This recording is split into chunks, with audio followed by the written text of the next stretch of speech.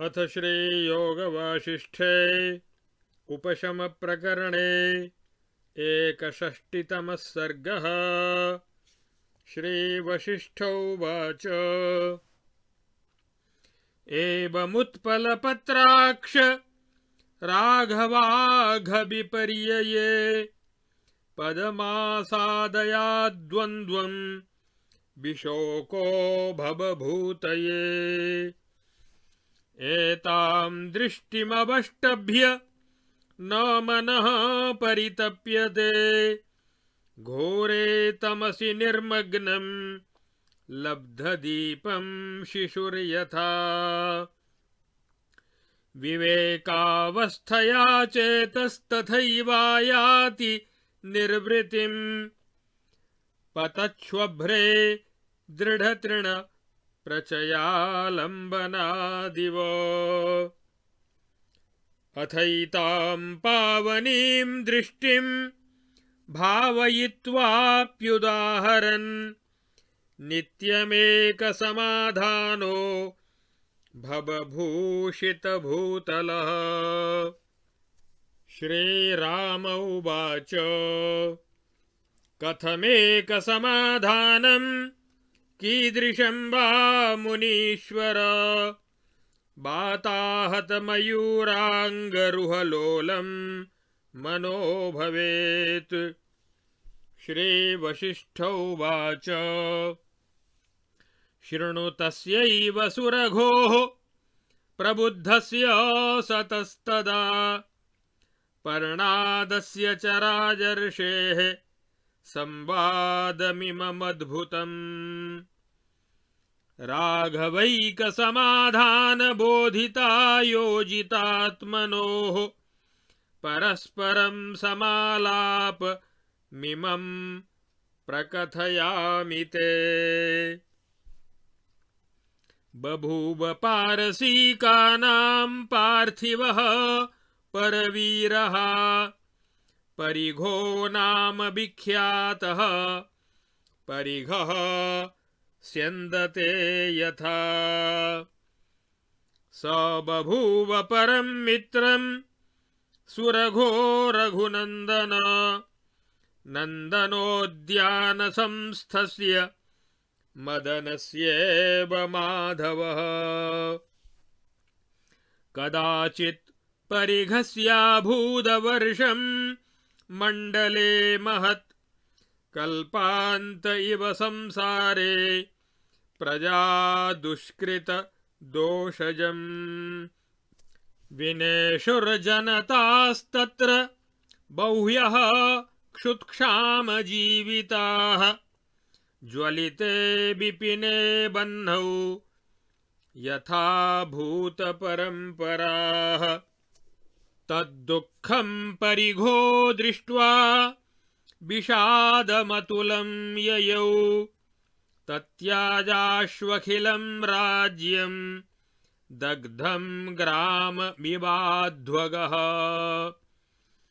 प्रजानाशप्रतीकारेष्वसमर्थो विरागवान् जगाम विपिने कर्तुं तपोजिन मुनीन्द्रवत्।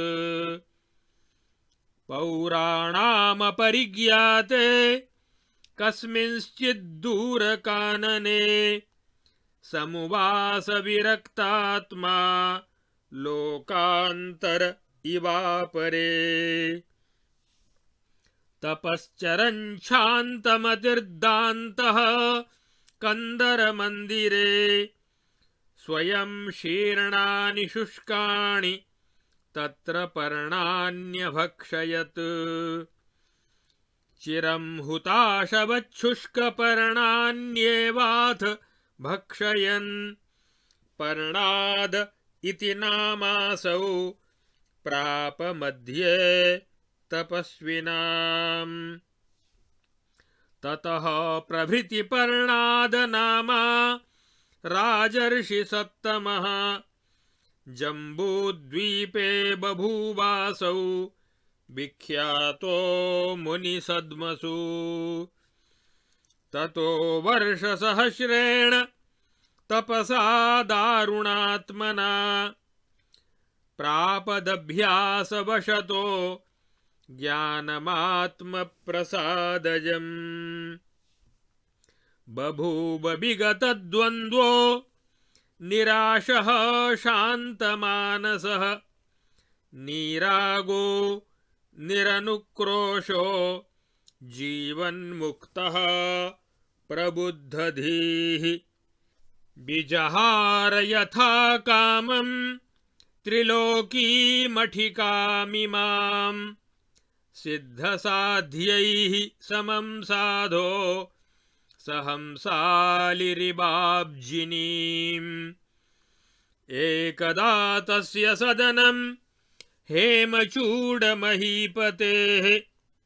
प्रापरत्न विनिर्माणं मेरोः शृङ्गमिवापरम् ते तत्र प्राक्तने मित्रे पूजामकुरुतां मिथः पूर्णौ विज्ञातविज्ञेयौ मौर्ख्यगर्भाद्विनिर्गतौ अहोऽनुवत कल्याणैः फलितं मम पावनैः सम्प्राप्तवानहं यत्त्वा मित्यन्योन्यमथोचतुः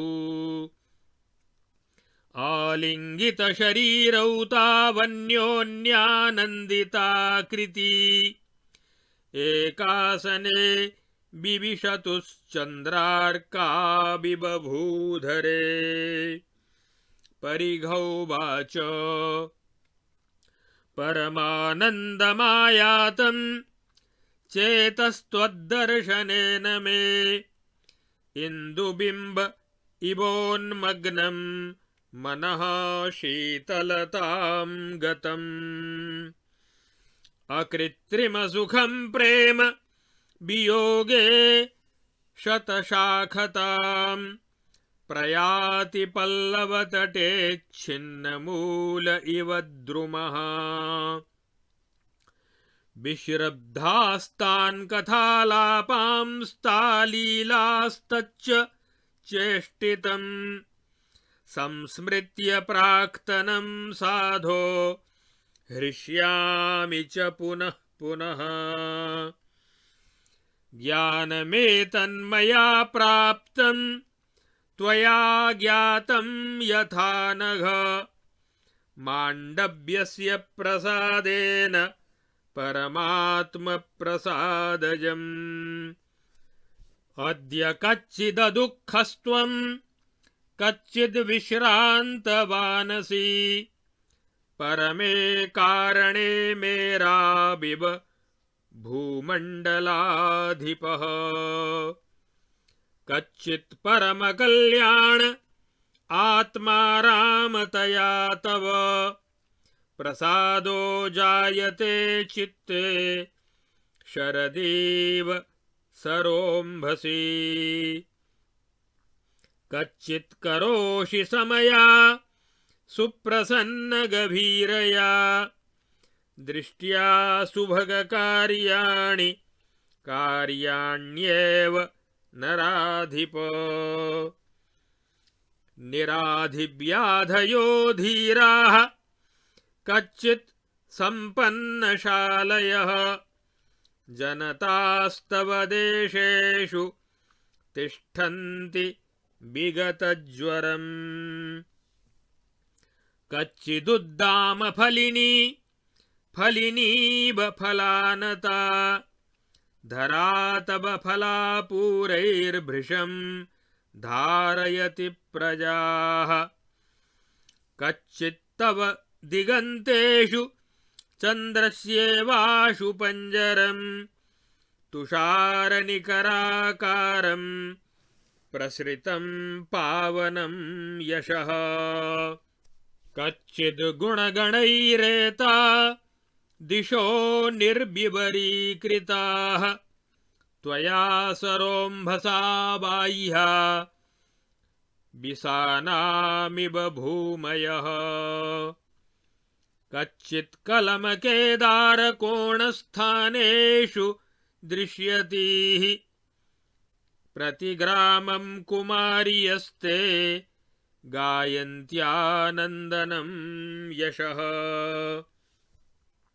कुशलं तव धान्येषु धनेषु विभवेषु च भृत्येषु च कलत्रेषु पुत्रेषु नगरेषु च। आधिव्याधिविहीनेयं कच्चित् कायलता तव फलं फलति पुण्यार्थं यदिहामुत्रचोदितम्। आपातरमणीयेषु वर्तेतात्यन्त वैरिषु कच्चिद् विषयसर्पेषु सविरागं मनस्तव। अहोबत चिरं कालमावां विश्लेषमागतौ कालेन श्लेषितौ भूयो बसन्ताद्रितटाविव। न ता जगति विद्यन्ते सुखदुःखदशाः सखे जीवद्भिर्या न दृश्यन्ते संयोगज वियोगजाः। तथैतास्वति दीर्घासु दशास्वन्यत्वमागता भूयो वयमपि श्लिष्टाश्चित्रो हि नियतेर्विधिः। सुरगुरुवाच भगवन्नियतेरस्या गतिं सर्पगतेरिव दैविक्याः को हि जानाति गम्भीरां विस्मयप्रदाम्। त्वमहं च व्यपोह्येति दूरे दूरदशासु च अद्य संघटितौ भूयः किमसाध्यमहो विधेः। वयं त्वद्य महासत्त्व भृशं कुशलिनः स्थिताः त्वदागमन पुण्येन परां पावनतां गताः।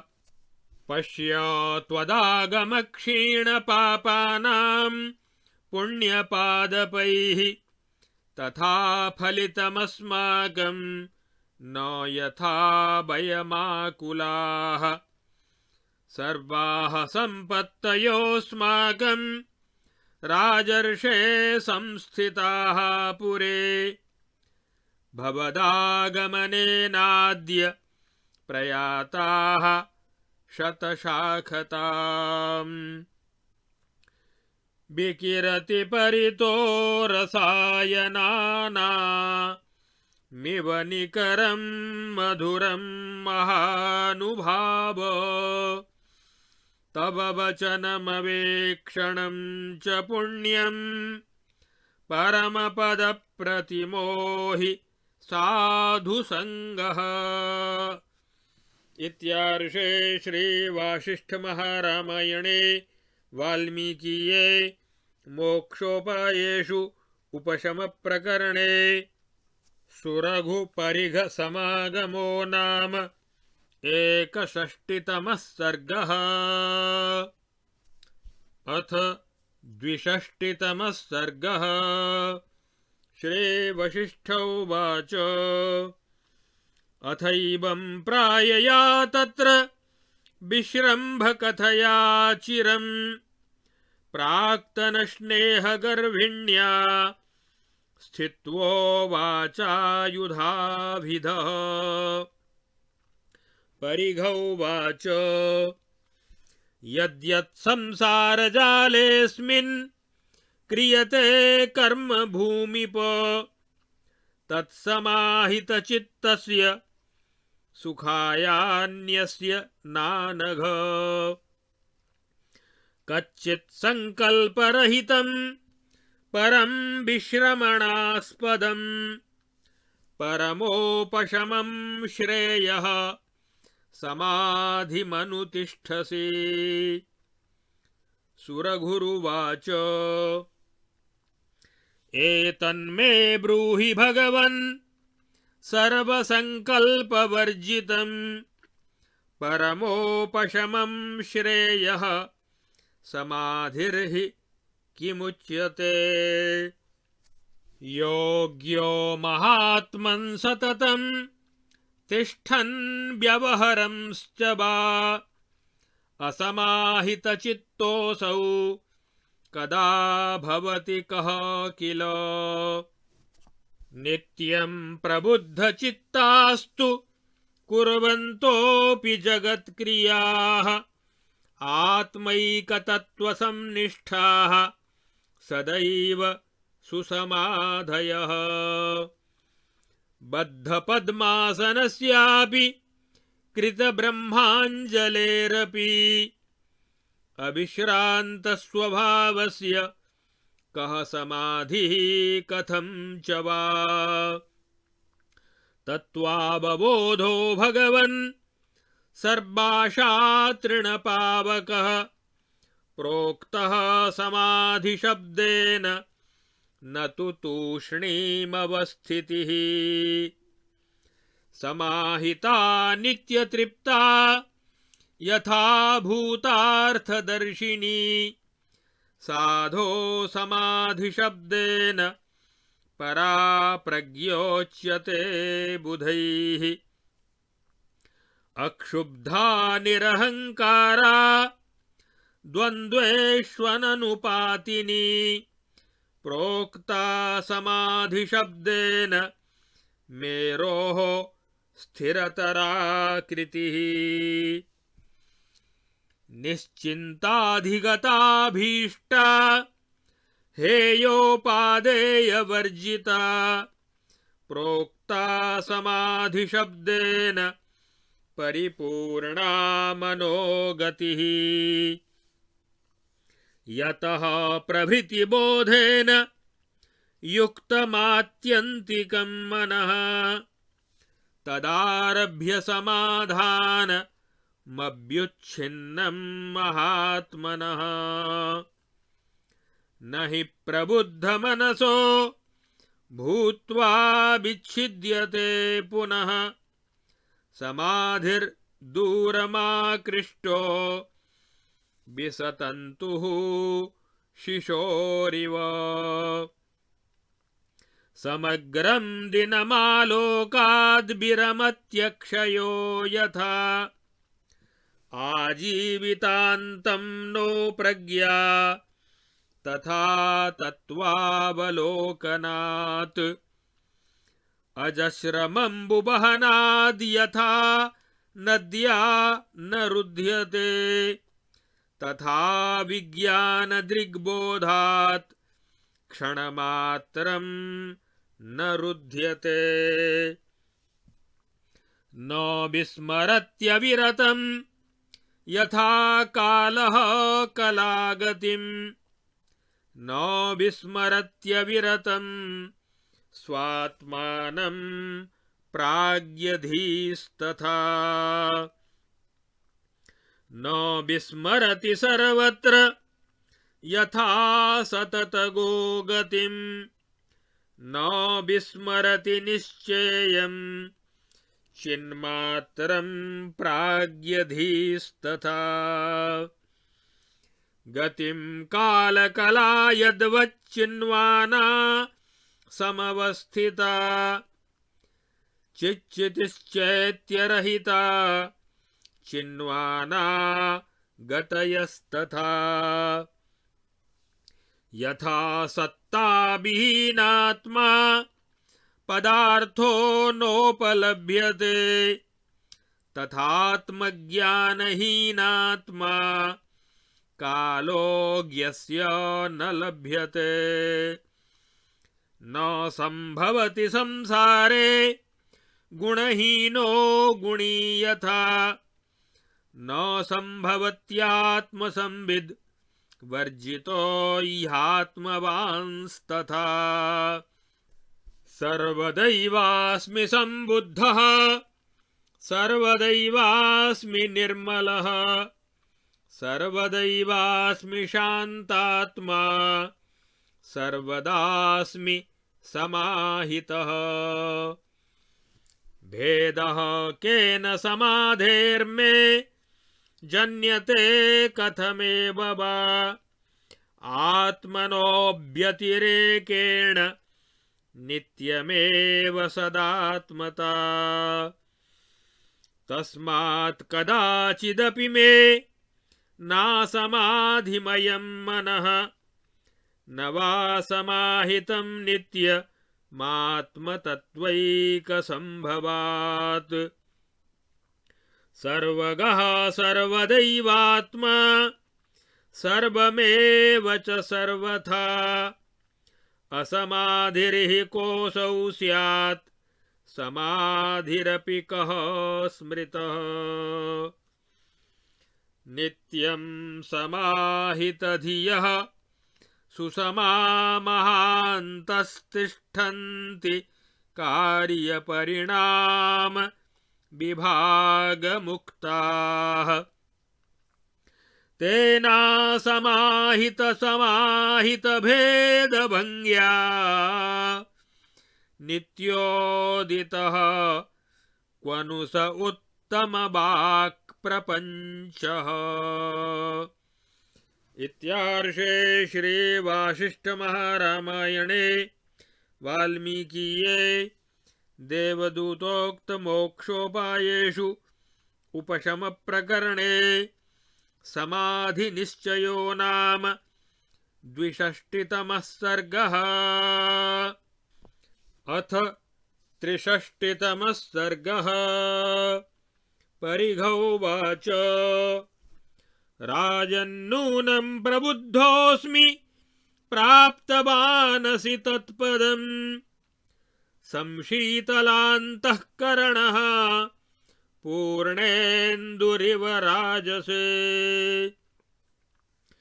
आनन्दमधुसम्पूर्णो लक्ष्म्या च परयाश्रितः शीतलः स्निग्धमधुरो राजीवमिव राजसे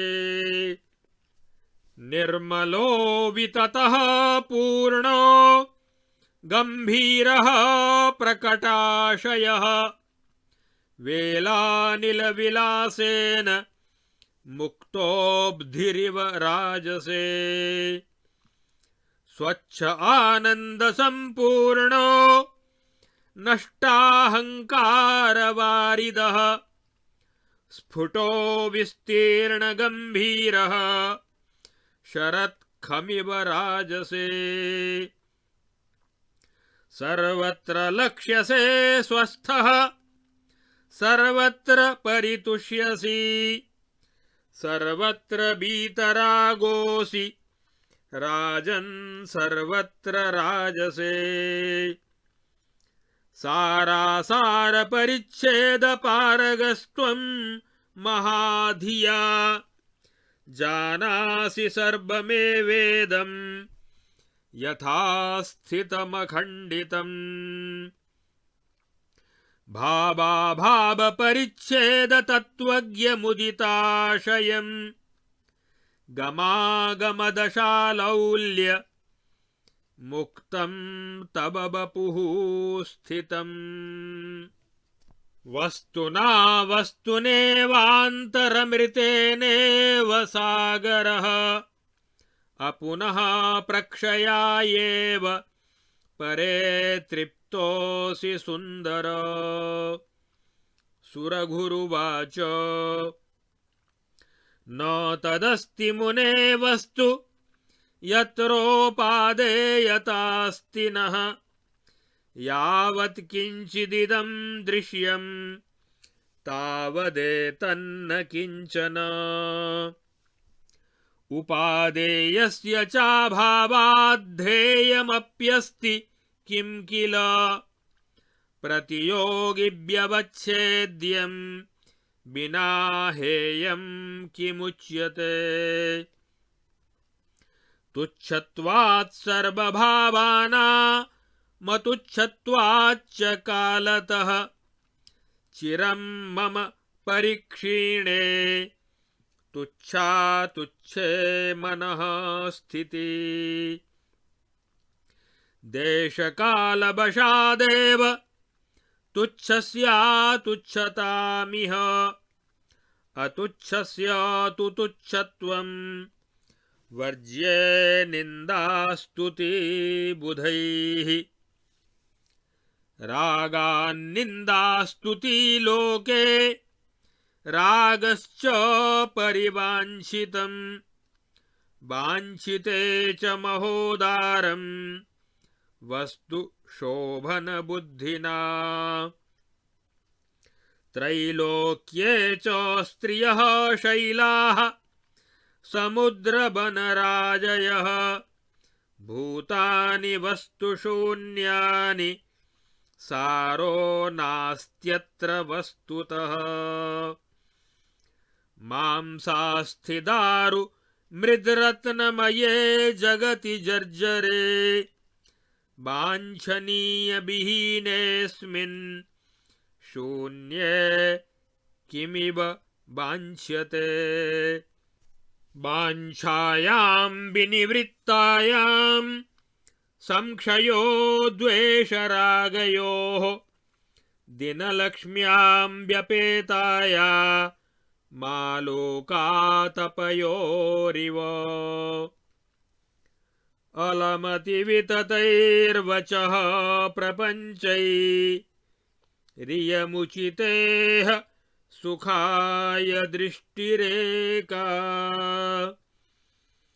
उपशमितरसं समं मनोऽन्तर् यदि मुदितं तदनुत्तमा प्रतिष्ठा।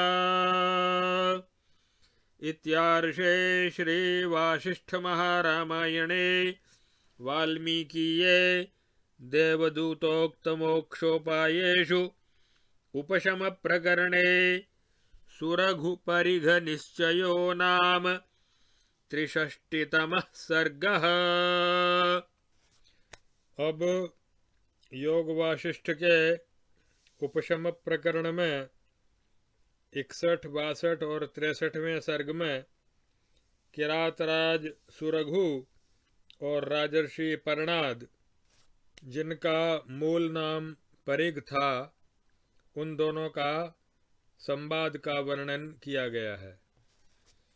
श्री वशिष्ठ जी कहते हैं, हे रघुनंदन, जिस समय सुरघु को तत्वज्ञान हो चुका था, उसी समय अर्थात उसके जीवन काल में ही उसका और राजर्षि परणाद, जिनका मूल नाम परिघ था, उन दोनों का परस्पर जो अद्भुत संवाद हुआ था, उसे सुनो।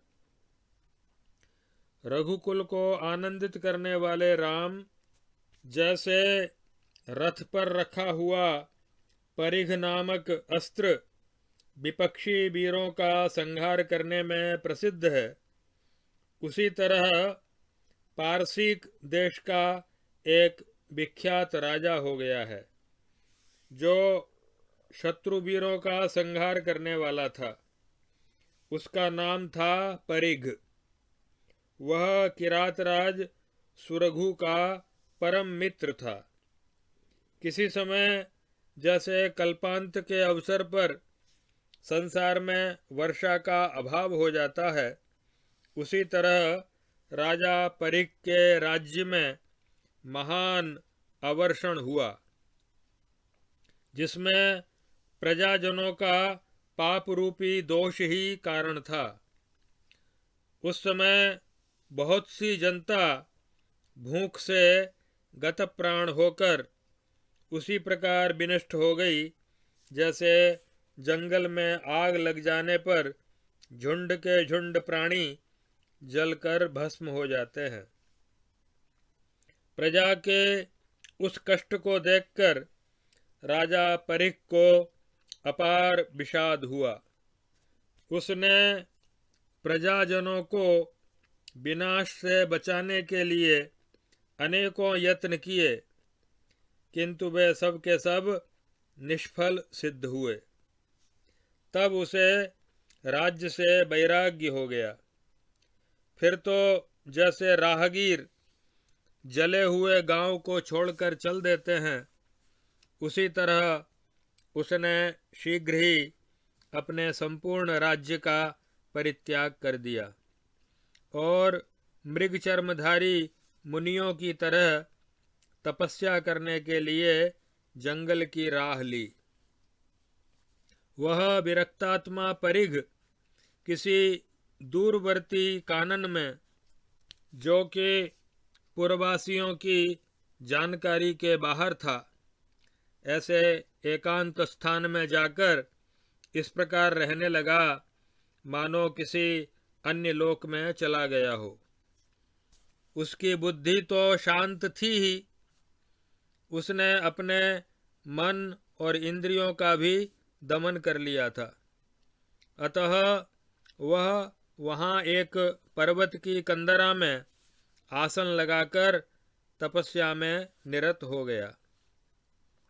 उस समय स्वयं सूख कर गिरे हुए पत्ते ही उसके आहार थे। इस प्रकार चिरकाल तक वह अग्नि की भांति सूखे पत्तों को ही भक्षण करता रहा, जिससे तपस्वियों के मध्य में वह पर्णाद नाम से विख्यात हुआ। तभी से वह परिघ जम्बूद्वीप में मुनियों के आश्रमों में राजर्षि श्रेष्ठ पर्णाद के नाम से प्रसिद्ध हो गया। तदनंतर 1,000 वर्षों की घोर तपस्या और अभ्यास के द्वारा परमात्मा की कृपा से उसे आत्मज्ञान की प्राप्ति हुई।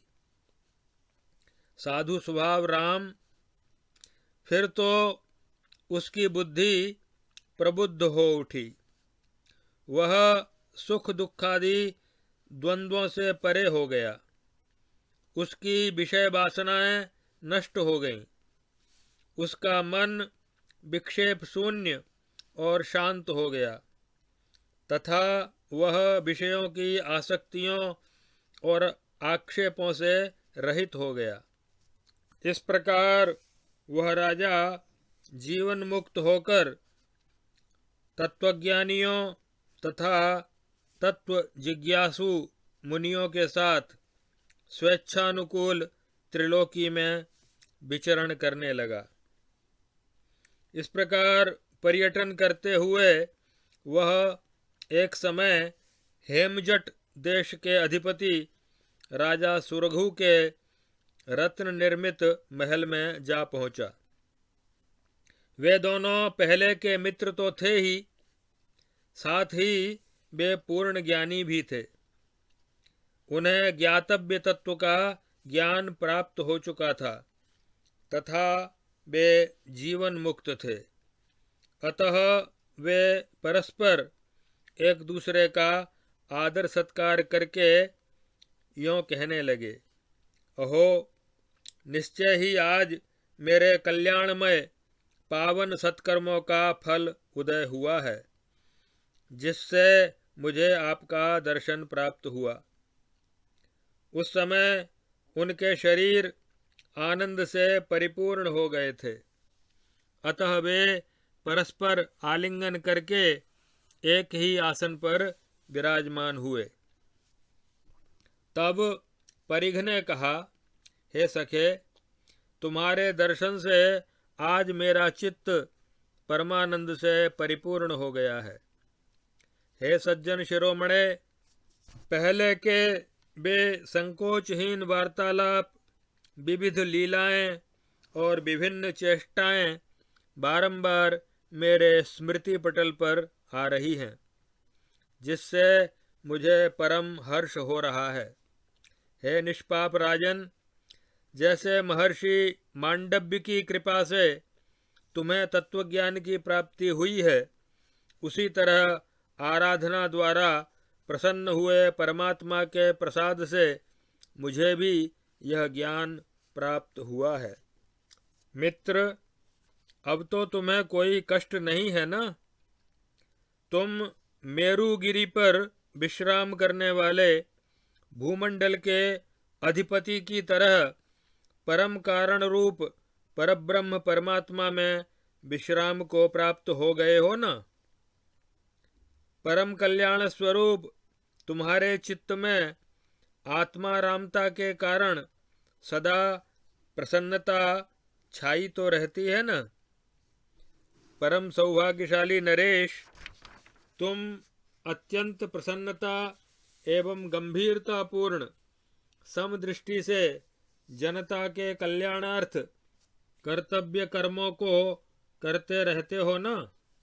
तुम्हारे देश में निवास करने वाली जनता शारीरिक एवं मानसिक पीड़ाओं से रहित होकर धैर्य संपन्न और धन धान्य से परिपूर्ण तो है ना। उसे कोई चिंता तो नहीं सताती ना। क्या उत्तम फल प्रदान करने वाली एवं अनेक विध फलों के भार से नम्र हुई कल्पलता की भांति तुम्हारे राज्य की भूमि प्रजाजनों का उनके अभिलषित पदार्थों की पूर्ति द्वारा सदा सर्वदा पोषण तो करती है ना।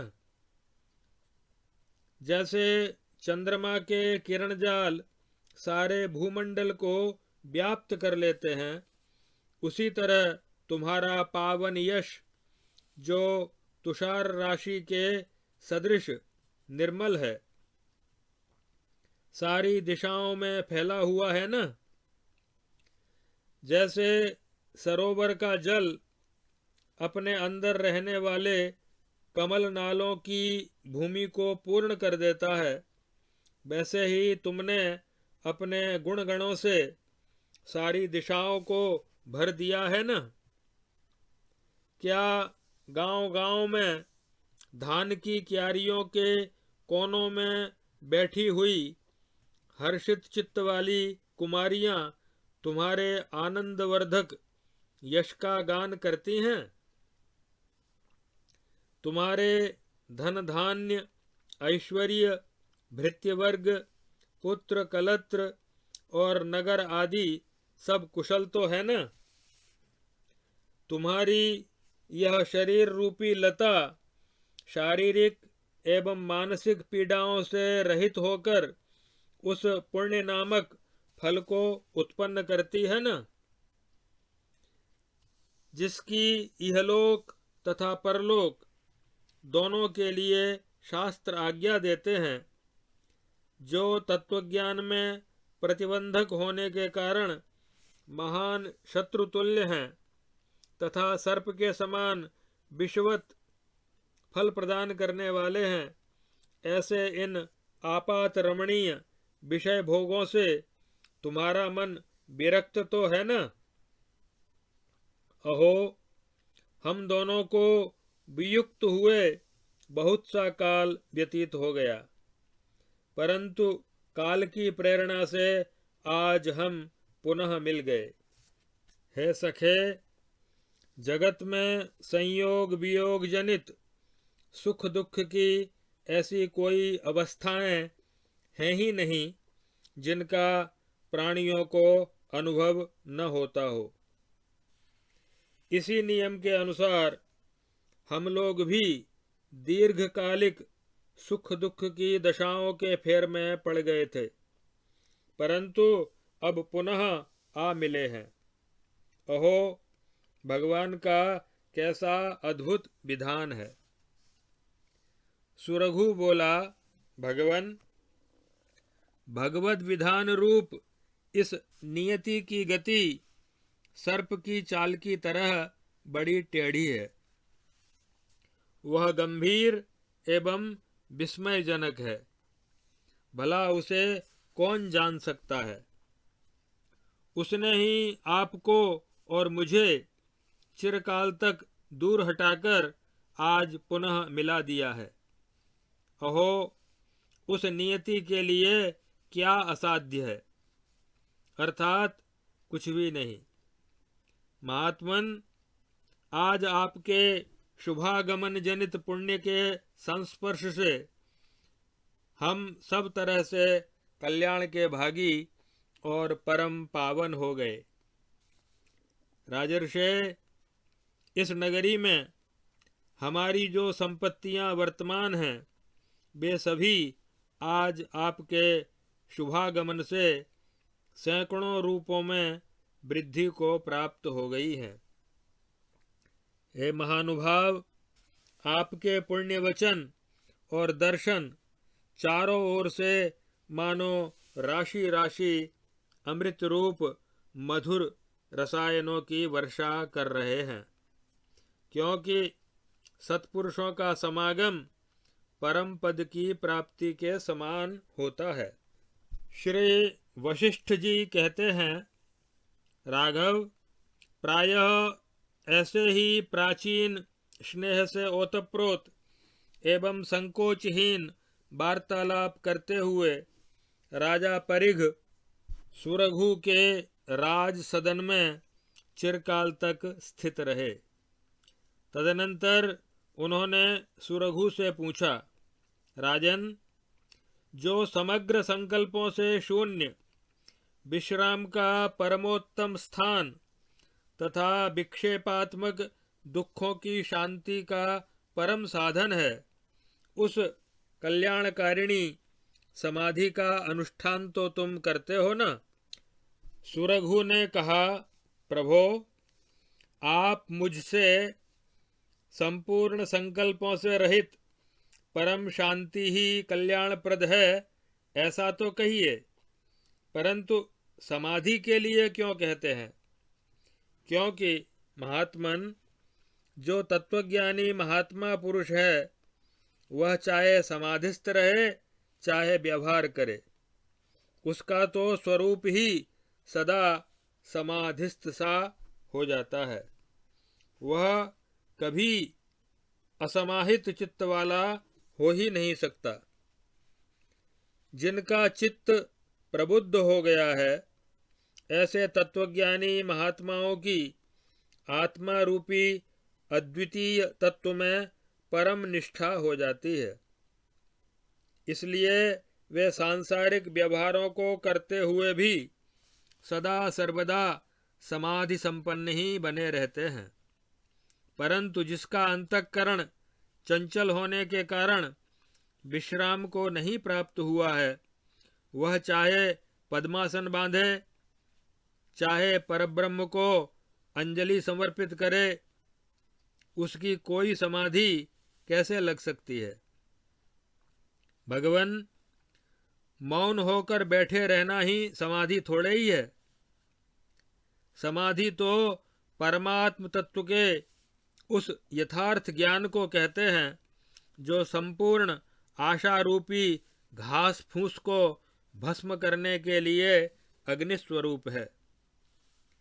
हे साधो, परमात्मा के तत्व को जानने वाले ज्ञानी जन उस तीक्ष्ण और अचल पराप्रज्ञा को ही समाधि कहते हैं, जो एकाग्र, सदा सर्वदा तृप्त और सत्य अर्थ को ग्रहण करने वाली है, एवं जो प्रज्ञा क्षोभ रहित, अहंकार शून्य, सुख दुख आदि द्वंद्वों से पृथक रहने वाली तथा मेरु से भी बढ़कर स्थिरता से युक्त है, उसे समाधि कहते हैं। जो मनस्थिति चिंता शून्य, अभीष्ट पदार्थों को प्राप्त करने वाली, ग्रहणोपादान से रहित तथा सच्चिदानंद परमात्म भाव से परिपूर्ण है, उसके लिए समाधि शब्द का व्यवहार किया जाता है। जब मन तत्वज्ञान के साथ सदा के लिए अत्यंत संबद्ध हो जाता है, तब से ज्ञानी महात्मा की समाधि सदा बनी रहती है, उसका कभी विच्छेद नहीं होता। जैसे सूर्य दिन भर प्रकाश से विश्राम नहीं लेता, अपितु प्रकाश पूर्ण ही रहता है, उसी तरह तत्वज्ञानी की प्रज्ञा जीवन पर्यंत परमात्म तत्व के यथार्थ अवलोकन से विश्राम नहीं लेती। अपितु सदा सर्वदा परमात्मा के यथार्थ ज्ञान से परिपूर्ण रहती है। जैसे नदी निरंतर बेरोक टोक जल की धारा बहाती रहती है, उसी तरह महात्मा की विज्ञानमयी दृष्टि क्षणमात्र के लिए भी परमात्मा के स्वरूप ज्ञान से विरत नहीं होती, अपितु सदा सर्वदा एक रस बनी रहती है।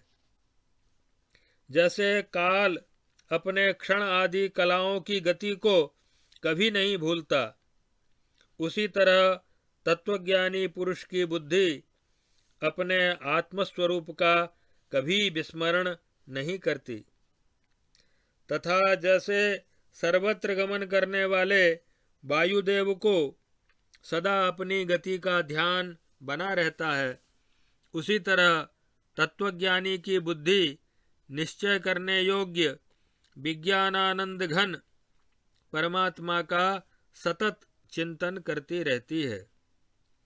जैसे जिस पदार्थ की सत्ता का विनाश हो जाता है उसकी पुनः उपलब्धि नहीं होती, उसी तरह तत्वज्ञानी का समय परमात्मा के ज्ञान से विहीन होकर कभी उपलब्ध नहीं होता, अर्थात वह सदा परमात्मा के ध्यान में ही रचा पचा रहता है।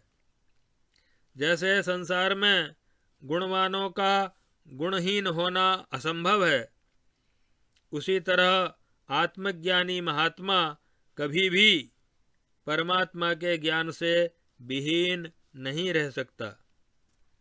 मैं तो सदा सर्वदा ही परमात्म ज्ञान से संपन्न परम शुद्ध स्वरूप शांतात्मा और समाहित चित्त हूँ।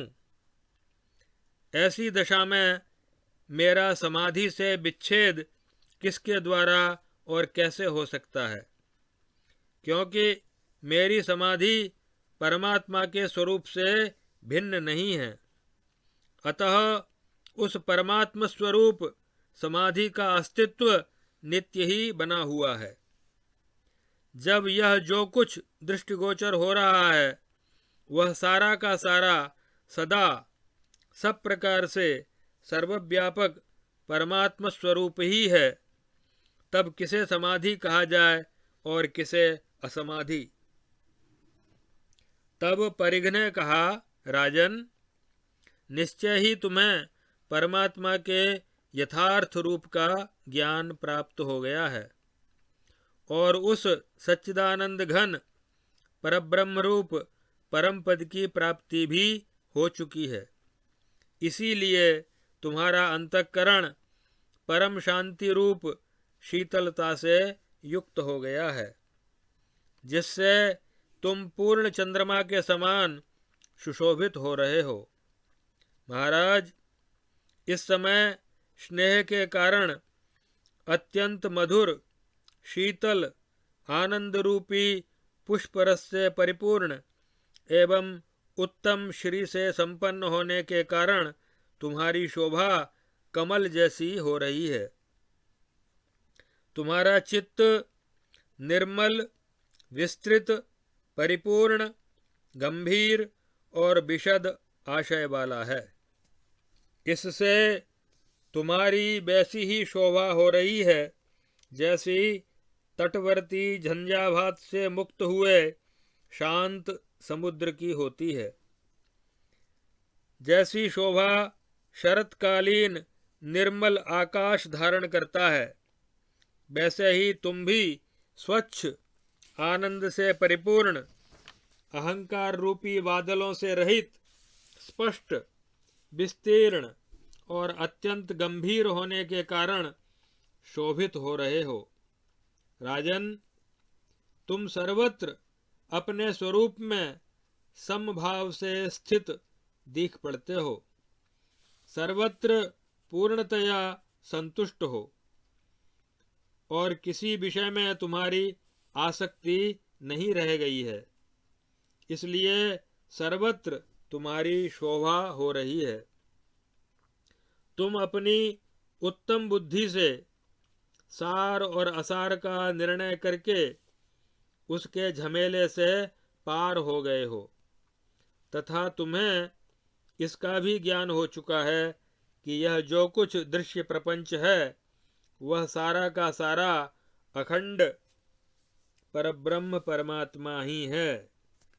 सुरघु बोला, हे मुने, संसार में ऐसी कोई वस्तु ही नहीं है जिससे ग्रहण करने के लिए हमारे मन में अभिलाषा हो, क्योंकि यह जितना दृश्य प्रपंच है यह सभी कुछ नहीं है, अर्थात मिथ्या है।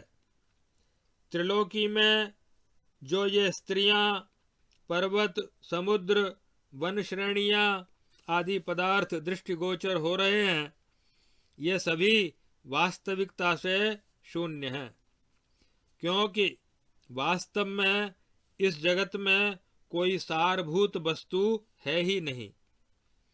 इस मांस और अस्थिमय शरीर में तथा काष्ठ, मिट्टी और शिलामय जगत में जो जर्जर, अवांछनीय और अभाव स्वरूप है, किस वस्तु की इच्छा की जाए, अर्थात इनमें कुछ भी वांछनीय नहीं है।